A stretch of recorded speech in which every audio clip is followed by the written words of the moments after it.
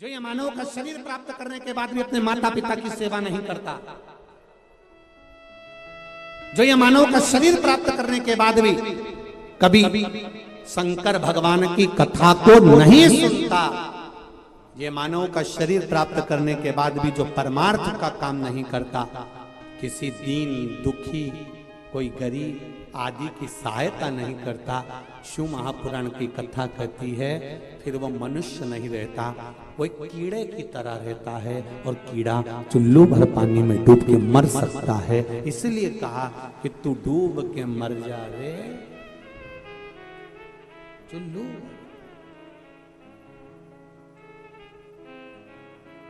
जपते रहो भगवान का,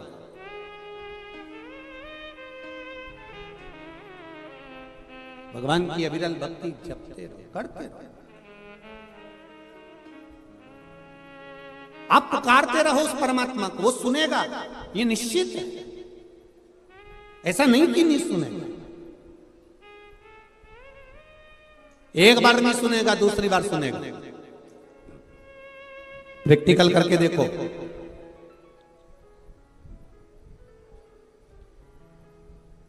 प्रैक्टिकल करके देखना तुम।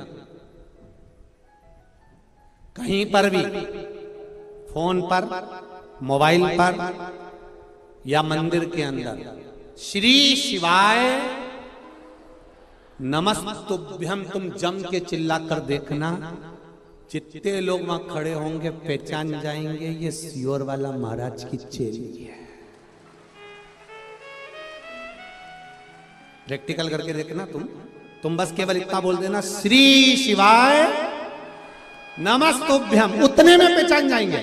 अब जरा विचार करो, तुम्हारे श्री शिवाय नमस्तुभ्यम बोलने से लोग ये जान जाते हैं कि ये सियोर वाले महाराज की कथा सुनी है, तो श्री शिवाय नमस्तुभ्यम बोल लेने से वो भी तो पहचान जाएगा कि ये अपनी वाली है।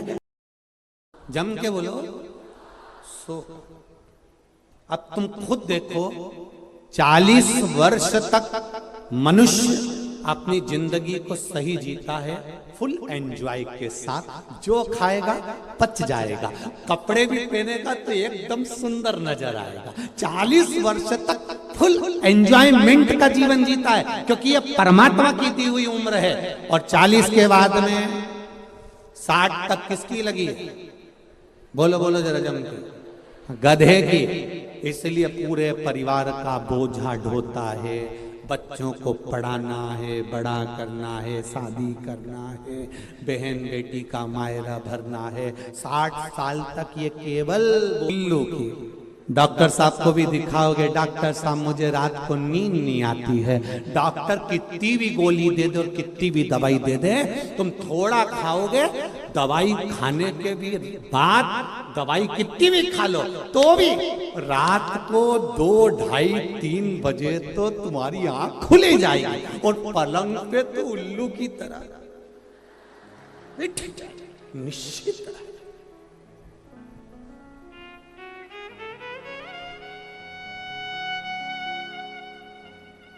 80 से 100 वर्ष तक नींद को बुलाने का प्रयास भी करोगे तो नींद नहीं आने वाली, क्योंकि उल्लू की लगी।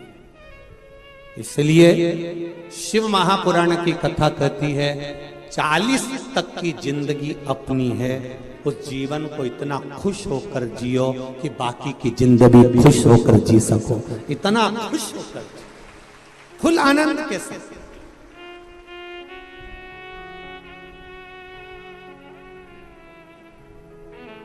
पर लोगों की आदत बुरी हो गई है, 40 साल तक की जिंदगी को लोग रो रो कर जीते हैं।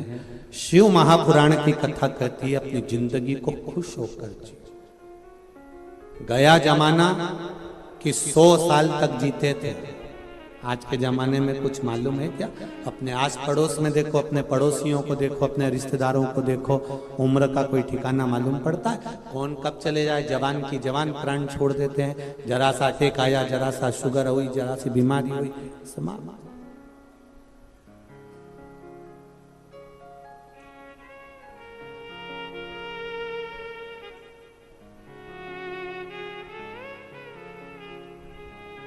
किसी ने पूछा गुरुजी, पहले तो लोग 100 साल तक जीते थे, भगवान ने ऐसा क्यों कर दिया कि अब 100 साल तक तो कोई जा ही नहीं पाता, उससे पहले ही मर जाते हैं।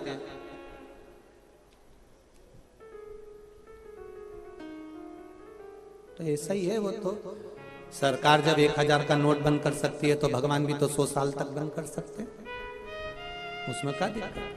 परमात्मा ने भी कहा कि भाई ये 100 लफड़ा समाप्त करो, भजन के बल पर उम्र बढ़ेगी। आपका भजन कितना, आपका मंत्र जाप कितना, आपका स्मरण कितना, आपका कीर्तन कितना, उठा लो। इसको दुख मत देना, इसको कष्ट मत देना, इसको रोग मत देना, इसको बीमारी मत देना, इसको शरणागति देना है, शरणागति। ये पत्र में आया,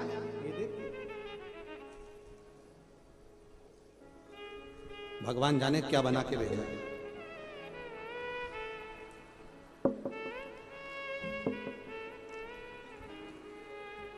गुच्छा तो नहीं है कमर का। अच्छा।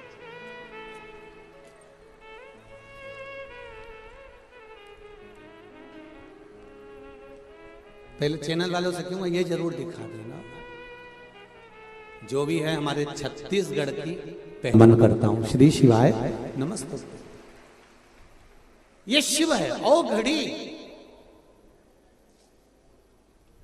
तेरी कृपा बिना न हिले एक भी अणु, लेते हैं श्वास तेरी कृपा से तन। बखान क्या करूं मैं राखों के ढेर का, चपटी भभूत में खजाना कुबेर का।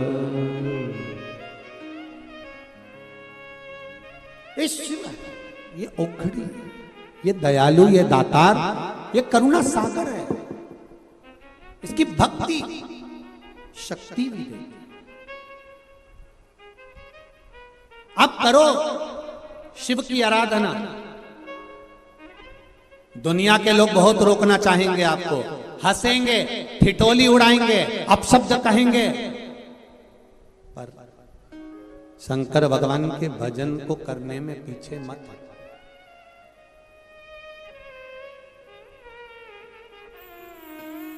पीछे मत हटना।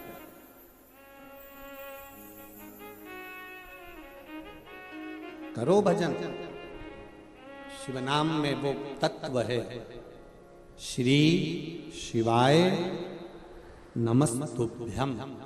भले दुनिया के लोग कहते हैं कि यह मंत्र कैसा है, यह मंत्र का स्वरूप कैसा है, पर इस मंत्र में एक बात तो लिखी है कि शंकर भगवान को मैं नमन करता हूँ।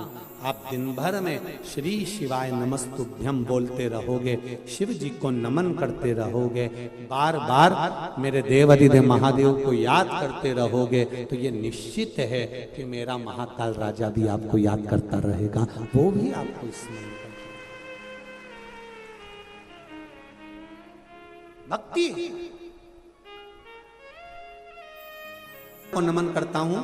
इतनी संख्या में इस ग्राउंड की जो कैपेसिटी है वो 7 लाख लोगों की है, पर इस कैपेसिटी को पार कर कर आप इधर से उधर तक पूरी रोड पर बैठे हो, और आपका साइलेंट रहना, चुप रहना, भगवान की भक्ति में डूबे रहना, आपका ये प्रेम शिव तत्व की ओर, अभी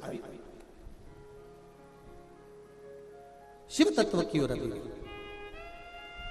और इसी के साथ में एक निवेदन, जितने लोग अब बाहर से आ रहे हैं कथा सुनने के लिए, और जितने लोग इस रायपुर की पावन धरा पर आना चाहते हैं अब कथा सुनने के लिए, तो उनसे एक निवेदन करना चाहूँगा।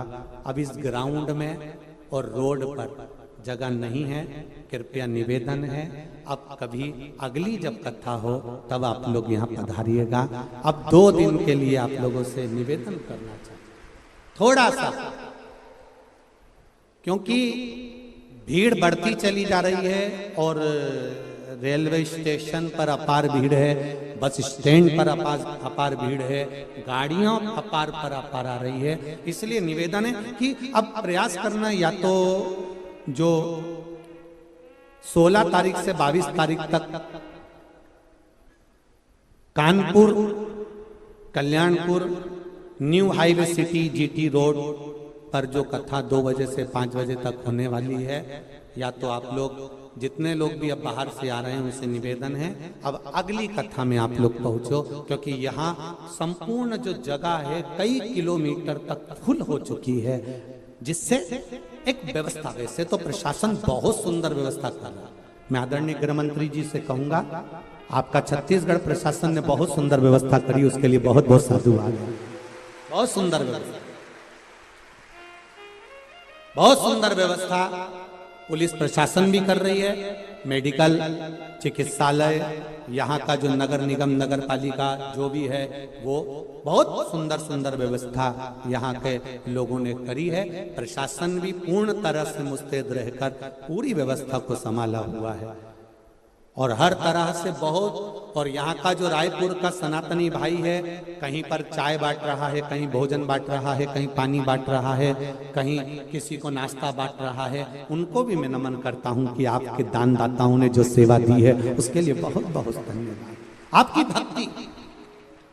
बसंत जी अग्रवाल इस कथा के यजमान है, माना उनका पूरा परिवार यजमान है, पर अकेले व्यक्ति के साथ में प्रशासन भी कदम से कदम मिलाकर आगे खड़ी हुई है। इसलिए एक बार पूरी पुलिस प्रशासन को, पुलिस संसार के जितने भी छत्तीसगढ़ के निवासी, सबको साधुवाद है, बहुत बहुत।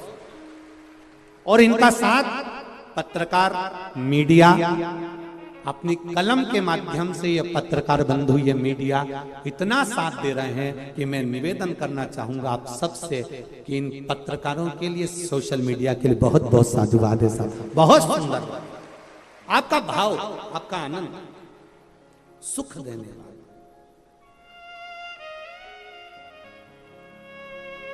और वो भी हम इसलिए कर रहे हैं कि भीड़ ज्यादा हो रही है, इसलिए आप अगली कथा में प्रवेश करें।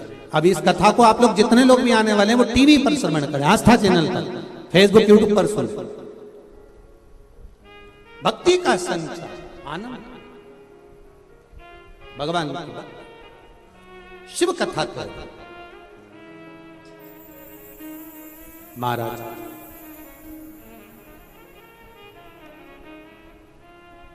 तेरे डमरू की धुन सुन के मैं काशी, अब काशी नगरी तो क्या रायपुर आई।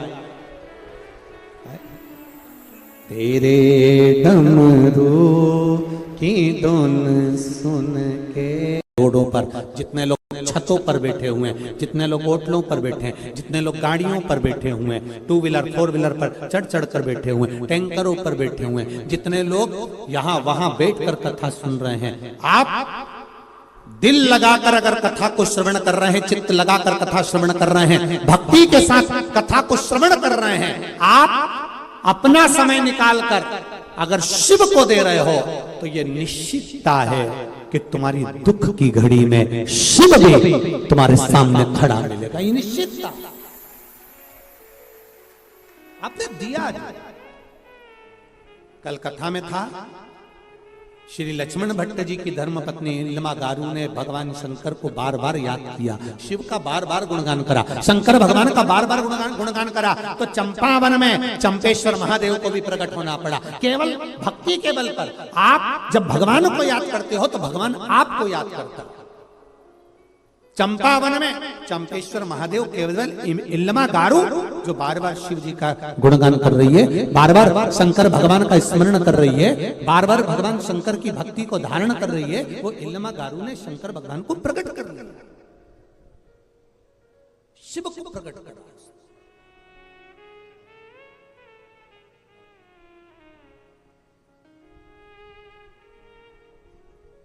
अब करो उसको याद, आप करो उसका स्मरण, हर पल, हर घड़ी, हर क्षण आप उसको जपो। तो कई लोग मिलेंगे आपको जो आपसे कहेंगे कि मंदिर मत जाओ, राम जी को मत मानो, कृष्ण भगवान को मत मानो, गणेश जी को मत मानो, देवी को मत मानो। फिर एक दिन यही आकर कहेंगे तुम अपने बाप को भी मत मानो, यही कहेंगे जो आज कह रहे हैं तुम्हारे सामने आकर। बार बार तुमको सौगंध दिलवाते हैं, राम को नहीं मानना, देवी को मत मानना, गणेश को मत मानना, शिव को मत मानना। और बच्चे कुछ थे तो एक महाराज ऐसे हैं जो अपनी ही किताब छपा कर बढ़वाए जा रहा है और उन्होंने कह दिया मैं खुद भगवान हूं, तुम किसी को मत पूछो। ऐसे लोग अगर तुमको किताब देने आए तो वही किताब उनके मुंह पे मार देना और कह देना भगवान एक ही है, वो देवाधिदेव महादेव, वो ब्रह्मा विष्णु महेश है। वो किताब उन्हीं के मुंह पे मार दो। ऐसी किताब अपने को घर में लेकर भी नहीं जाना जो तुम्हें धर्म से काट दे, सनातन धर्म से वंचित कर दे। जो आज कहते हैं कि गणेश जी को मत मानो, राम को मत मानो, कृष्ण को मत मानो, शिव को मत मानो, वो एक दिन तुम्हें गर्द में खड्डे में ले जाकर पटक देंगे और एक दिन कह देंगे तुम अपने बाप को भी मत मानो। तुम्हारे पिता ने तुमको पैदा ही नहीं करा, तुम्हारी माता ने तुमको जन्म ही नहीं दिया। बार बार सौगंध दिलाएंगे, किताब छपा छपा के तुमको इसी पंडाल के बाहर बांटते मिलेंगे, खूब प्रेम से देंगे, ले जाओ ये किताब, फ्री है, फ्री है। सोचो 50 रुपए की किताब छपी होगी और फ्री में क्यों बांट रहे हो? मतलब ये पैसा तुम्हारे पास में यहां से नहीं आ रहा है, केवल सनातन धर्म को बर्बाद करने के लिए विदेश से पैसा आ रहा है। समझो आज भी मौका है, ये तो बाद में रोगे। अपना फोटो छपवा कर भगवान है ही नहीं, हम ही भगवान है। जब इतने 50 रुपए की इतनी मोटी किताब, आज के जमाने में पत्रिका भी 50 रुपए की छपती है तो पत्रिका भी सोचना पड़ती किस किस को देना, ये तो हल्का फुल्का काट दे देंगे रिसेप्शन का। पत्रिका किसको देना, 50 रुपए की छपी है तो सोचना पड़ेगा। वो 100 रुपए की, 150 रुपए की, 50 रुपए की इतनी मोटी किताब कोई फ्री में बंटवा रिया है, अपना फोटो लगवा कर बंटवा रिया है और कह रहा है कि मैं भगवान हूं और ये सोचकर बंटवा रहा है। तो सोचो ये 50 रुपए 100 रुपए किताब के कहां से आ रहे होंगे जो इतनी पब्लिक को किताब बांटी जाती है और तुम उसको लेकर घर चले जाते हो, उन्हीं के मुंह पर छोड़कर चले जाओ, पांव पड़ के तो तू ही ले जा तेरे घर में। नीचे ऐसी किताब जो हमें सनातन धर्म से वंचित कर दे, क्या करोगे ऐसी किताब?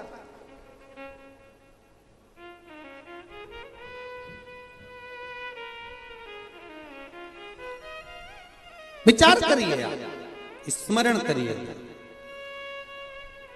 भक्ति की ओर। आज बसंत कुमार जी अग्रवाल जी ने अगर यहां कथा रखी है, आगे लखनऊ में भी कानपुर में भी कथा है, फिर इंदौर में संजय जी शुक्ला जी की 24 तारीख से 30 तारीख तक कथा है। ये कथाएं जो हो रही हैं, ये कथाएं दिखाने के लिए या भीड़ बढ़ाने के लिए नहीं है। मत आओ आप कथा में। अभी आज की कथा में कह दिया आप अपने अपने घर से सुनो, क्या करेंगे भीड़ बढ़ाकर? कथा का